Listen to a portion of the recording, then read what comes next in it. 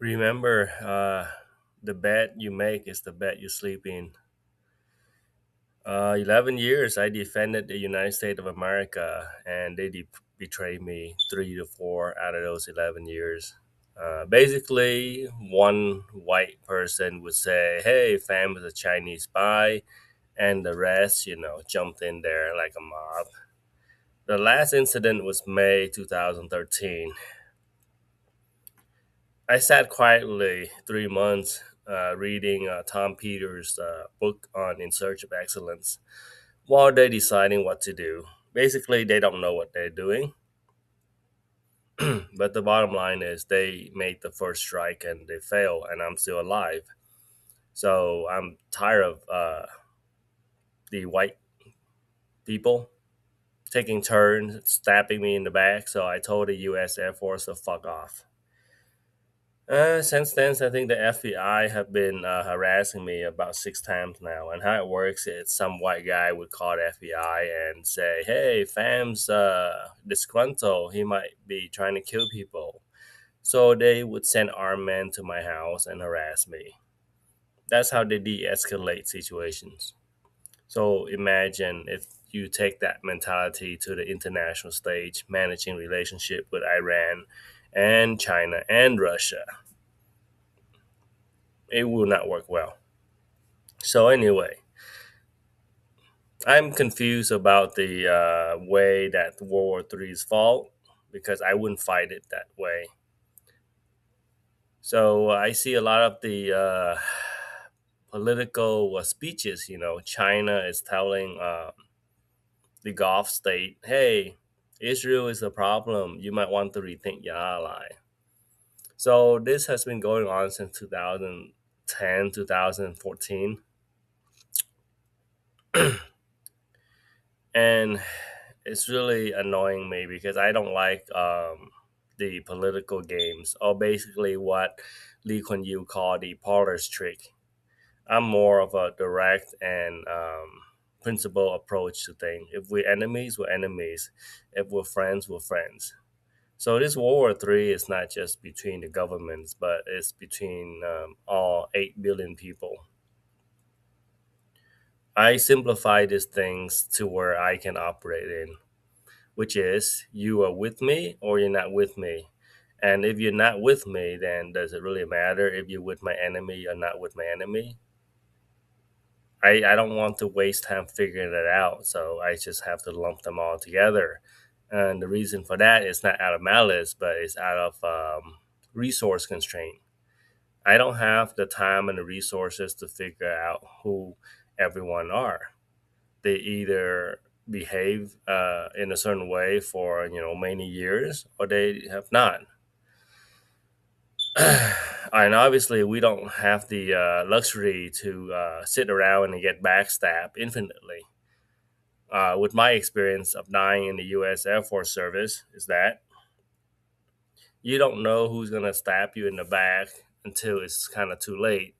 So the idea here is to figure out what people are without actually getting stabbed. And how you do that is look at how they spend the time, how they spend the money, and how they react to certain things. So, for example, the genocides in Palestine have been happening for many decades. Recently, we see people resigning from the State Department and FBI over the genocides in Palestine. Not as much as I think should have, but anyway, we did notice. I don't know, half a dozen people have resigned, and then you look at the Epstein case and how many people have resigned. So this tells me that it's not just the Epstein class; it's that the bulk of the people belong in the Epstein bed. What do I mean by this one? Well, if you don't stand up to the Epstein and his people, then you are essentially supporting Epstein. So all of these people who say nothing and do nothing do not resign in their position to handle Epstein. I classify them as a support structure for the Epstein class. Same thing with World War Three. All this country they pretend to talk about stuff, and obviously they talk about things in public, and it's not the same conversation they have in private. Since we don't have the private conversation, we just have to go back of a historical record of the actions. So in Palestine, we know that genocide happened. We know that the UN mandate was to prevent those stuff from happening. And if those stuff do happen, that they intervene and send a peacekeeper. We have not sent a peacekeeper. So all of these people that are talking about right and wrong, we know that they did not take actions when the genocide happened in Palestine. So then in this World War Three, no matter what they say, I don't really put a lot of weight into what they say. I look at what they have done in the past and what they're doing now. Right now, are they in bed with Iran or not? So I see Russia's and China trying to help Iran, but don't want to enter an official bloc. And then the US is attacking Iran instead of declaring war on Iran, instead of declaring war on BRICS. Like previous time when the US dollar was under attack in the 1970s, I think it was France that was launching the attack on the dollar. I don't know. The dollar was under attack. And the US, defended the dollar by taking off the gold standard. So we don't know what was the real cost, but we know that it was taken off the gold standard, and now we have free printing money, and that didn't really bring all of us the advantage as American. I think that just benefited the banking family the most, and we, the American, end up carrying the debt. So I don't know if the government is going to declare the bank as the supply risk, like how they declare Anthropic as a supply risk. If the government has the ability to declare war, then shouldn't companies and people have the same opportunity? I don't know. It's unfair. Most people don't dare to do it. Anthropic dare to take the military to the court, but that's the extent of what they're willing to do. They're not really willing to fight a war. So, in a state of war like we are in, which American would not understand because they don't really experience war. Me in Vietnam, I grew up in 1970s to the 1980s. I don't really understand war. I know the suffering after the war. And then growing up in the U.S. from 19 was it 89 to 2026 right now, we definitely don't know anything about war or suffering from the consequences of war. So we're not really prepared for what's going on. But I tend to read history or read a lot about humanity. And one of the events is the warring state from China, where the government have fractured to the extent where it's became a free fall. And throughout history, they have different period where it's sort of like free fall. So I read about those stuff and I look at the U.S. and how when we enter the free for all phase, everyone's going to be fighting for their own power. Because let's face it, I'm already there. I'm just waiting for the rest of American to realize what time they're in. Like most people don't have the clock that tells them what time they're in, but the time we're in is lawlessness, where I can no longer depend on the justice system to provide justice. In such a scenario, I have to be the provider of justice myself, right? So a lot of the conservative Republican, always had this distrust with big government, so they always rely on themselves. So they depend on their own for protection. I used to be more mellow, and I don't really think like that, and I thought that was radical. But to me, that's not being radical. That's being pragmatic. If you cannot depend on the justice system, who do you depend on? Yourself and your neighbor. And right now, I live in California, and I see that a lot of people are just unequipped. They don't know what to do in this period of time where the Justice Department is no longer on their side, but they still believe that the Justice Department is on their side. And then, even in the face of all of the evidence that the Epstein file have released, Americans, uh, in incompetence or inadequate or whatever, but they just cannot handle it. So then the Epstein class are free. They are able to continue living and sleeping and celebrating holiday in their home with their friends. And God forbid they still have their dinner with the little babies on the menu. But that's what we're dealing with. And these Americans, these people who don't speak up, these people who don't resign from a position that support this type of things, they are through action and inaction supporting the standard.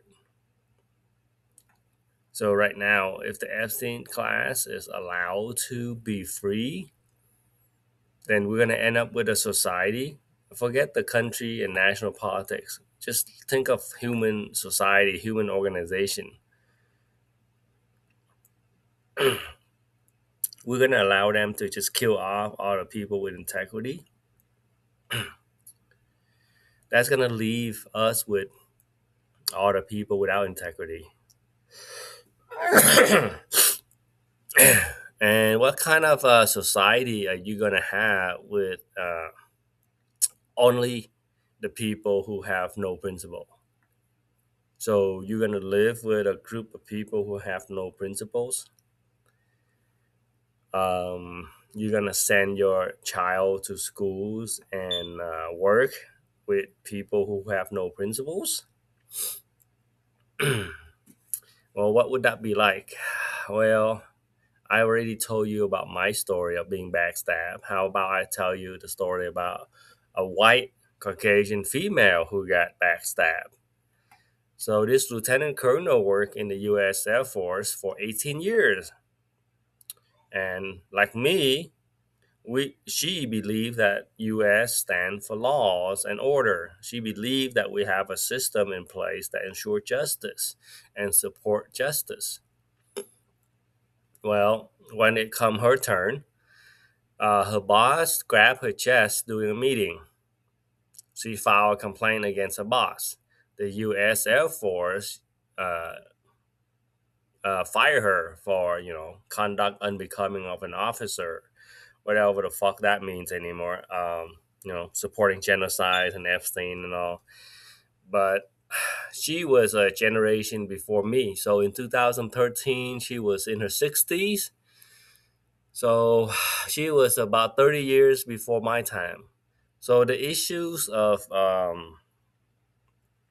being backstabbed by white American, it's not just white American against Asian.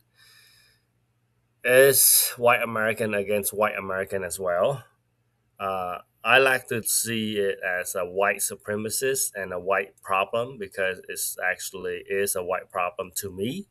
But to a white person, it's less of a problem that way. But it's still a problem because if you have lawlessness, you cannot depend on any system of laws. You have to depend on your own personal ability to defend yourself. And what does personal defense actually mean? Well, look at Iran and look at the United States. The United States has the ability to defend itself and to terrorize anybody it wishes. Iran, on the contrary, lacks the power to defend itself. So, self defense in this sense is the ability to obliterate your enemy. Whether it's to send an email like Epstein and have someone's lives ended, or have someone's career ended, or it's to send in the military like the East Indies Company. but it's about the ability to change the reality for your enemy.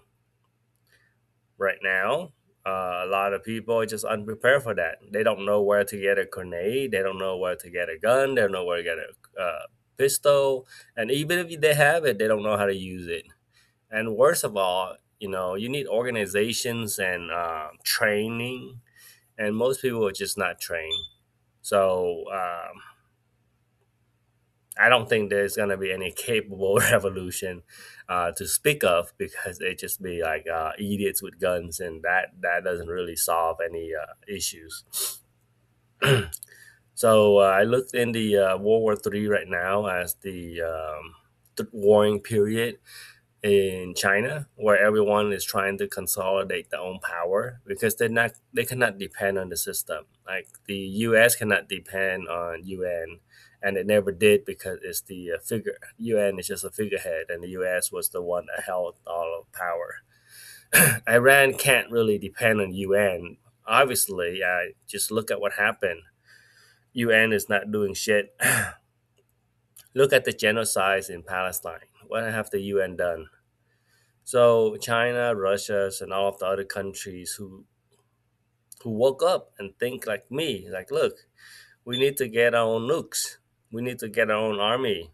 Well, I want my own army. It's just I don't have that much ability to get my own army. But if I could have my own army and get my own nukes, that's what I would do, because that's the only way to defend myself. There's no negotiation. There's no discussions. It's kill or be killed, right? Well, it's kill or be killed or be enslaved, and the option is pretty obvious. I don't really want to be a slave, especially being brought up in the U.S. The personal freedom and personal liberty is kind of high on my priority list, and being enslaved is not one of my acceptable premise for being alive. Well, while I still have the ability to talk, because they do give us that permission to talk, as long as we don't step in the way of federal agents, we won't get shot. So we could protest, online. We could protest across the street. Just don't get in the way. And I really don't want to be like a renegade, and I don't want anyone else to be a renegade. So stay safe, but identify the people who are sleeping with the enemies, because today they sleep with enemies, tomorrow they might, you know, be your enemy. So consolidate your own power, figure out who is on your team, who's on your side, and don't pick the wrong side, because the people who side with unprincipled people, there's only one logical conclusion, that you're going to be dealing with unprincipled people, and you're going to be depending on unprincipled people for your life and livelihood. And I don't see how that is a good bet. And now we're betting with your life. I bet with my life. A lot of people don't understand that they're betting with their life. They think it's just like a verbal argument, a verbal conflict online. To me, it's about survival. Everything I say and everything I write about is about survival. I want to live. I want to know who's on my side, and I'm willing to put my life on the line. I'm staking a flag on the ground. It's like, here I stand. This is what I stand for. Are you gonna stand with me, or are you not? And that's how I then identify who's with me and who's not. It's very simple. But if you're not willing to put a stake in the ground and say this is what I stand for, you don't really have a stake in the ground, right? And if you don't have a principle, how can I depend on you to act a certain way in the future, since you have no principle? And this is how I look at everything. And this is how a world leader looks at other world leaders. And if we are a group of people who stand for nothing, how can anyone depend on us for anything? So we got to be careful the bet that we make and the people we sleep with, because that's who we are. If we sleep with the people who support Epstein, That's who we are. If we work for the FBI, who did nothing about Epstein for like 40 years, guess what? You support the Epstein class. And now that we have so much evidence about Epstein, and you still do nothing about it, you are the Epstein class. You are the puppet for the Epstein class. And history, well, after I die, after you die, history is going to talk about it.